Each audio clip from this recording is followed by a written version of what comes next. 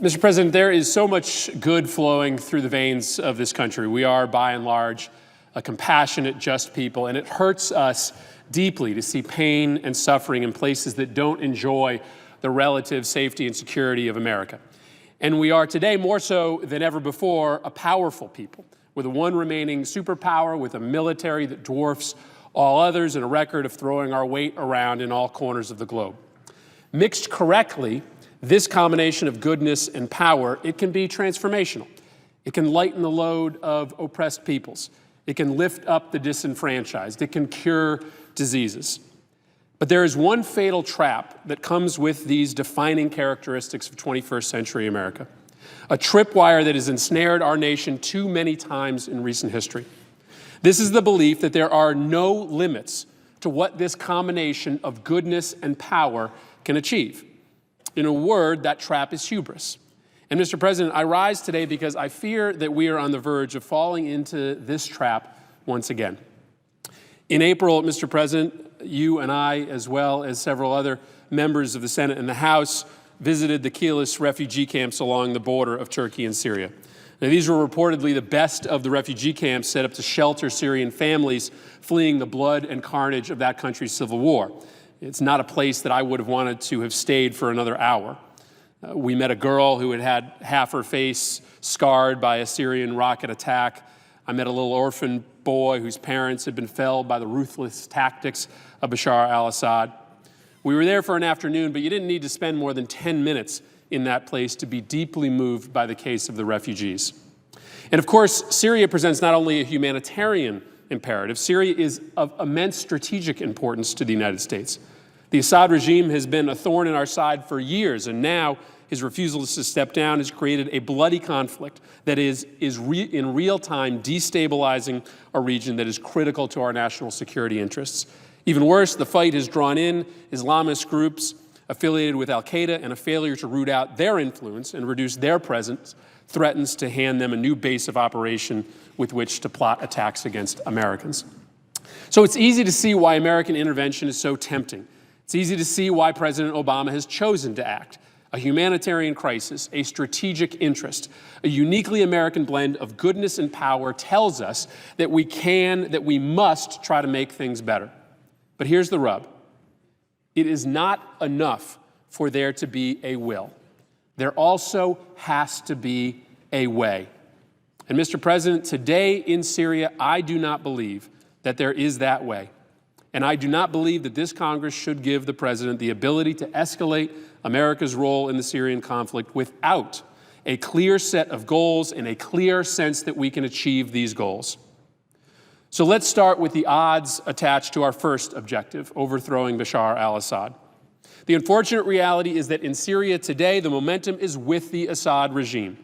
With the help of Hezbollah and Qasem Soleimani, a senior Iranian Quds Force commander, Assad has driven the rebels from the key town of Qusair, and his forces are now battering the rebels' positions in Aleppo. American-supplied automatic weapons are not going to be enough to change this reality.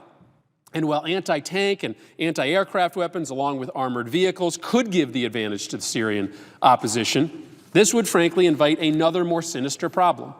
The Syrian opposition is not a monolithic force. It's an interlocking, sometimes interdependently operating, sometimes independently operating force. Our favored faction is the Free Syrian Army, but they are currently far from the most effective fighting force of the opposition. Today, the most effective unit is the rebels in Jabhat al-Nusra, an Islamic extremist group with demonstrable ties to al-Qaeda. If we give heavy weaponry to the FSA, there is virtually no way to guarantee that these weapons will not find their way to Jabhat al-Nusra, a group that represents the very movement that we are fighting across the globe. In fact, we've been down this road before. In the 80s, we gave powerful weapons to the Mujahideen in Afghanistan, freedom fighters that we supported in their war against the Soviets.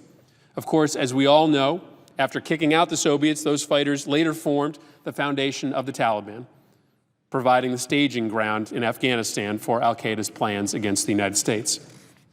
So then let's take our second objective.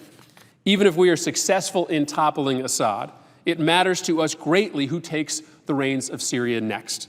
I can't imagine we are getting into this fight just to turn the country over to the al-Nusra Front or another Iranian or Russian-backed regime. But if we do care about which regime comes next, and we should, then we need to admit that we aren't intervening in Syria for the short run. We're in this for the long haul. Why? Because as we all learned in history class, these upheavals run a pretty predictable course. There's first the revolution, and then there is the civil war. Iran nor Russia will allow a US-backed Free Syrian Army to simply stand up a new government. And certainly Jabhat al-Nusra and other extremist groups are not going to do the lion's share of the early fighting and then just walk away with no role in the new government.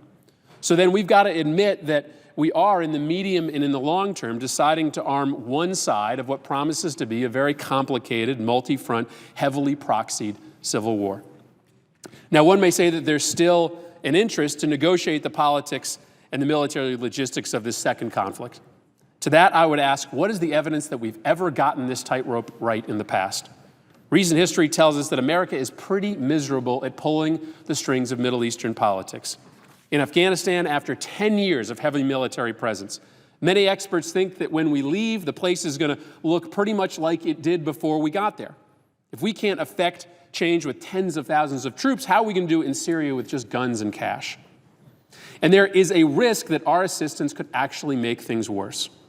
Won't it embolden the Iranians or the Russians or the extremists to fight harder against the new regime if they know that they are backed by American money and arms? As we saw in our disastrous occupation of Iraq, American presence often attracts extremists, not repels them. Our money and our arms, they become bulletin board material for extremist groups around the globe. Why would we want to help al-Qaeda's recruitment by putting a big red, white, and blue target on Damascus for years to come? The bottom line is this, Mr. President. Not everywhere where there is an American interest is there also a reason for American military action. In Syria, with a badly splintered opposition, a potential nightmare follow-on civil war, I believe that the odds are slim that a U.S. military assistance will make the difference that the President believes it will make. And I worry that our presence could harm, not advance, our national security interests. There is, thankfully, another way. Given the atrocities occurring within Syria and the potential for further destabilization of the region, the United States cannot and should not just simply walk away from Syria. We should dramatically increase our humanitarian aid, both inside and outside Syria. We should help improve conditions at the refugee camps in Turkey and Jordan, and help other nations bearing the burden of displaced persons, like Lebanon and Iraq, deal with the influx of people. Put simply, we should concentrate our efforts on humanitarian help inside Syria and on making sure the conflict doesn't spill out outside of Syria's borders. And at the very least, our nation's role in Syria deserves a full debate in Congress before America commits itself to a course of action with such potentially huge consequences for our national interest. According to published press reports, the administration has indicated that it does not intend to seek congressional approval before shipping arms to the Free Syrian Army. At a time, I would note with some irony, when the United States still officially recognizes the Assad government. Now, the Foreign Relations Committee has done its work here, and I commend Chairman Menendez.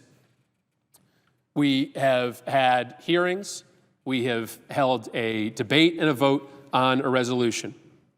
But now that the President has announced these new steps, it is incumbent upon the full Senate to ask questions of the administration's short-term and long-term goals and to debate the consequences of American intervention fully.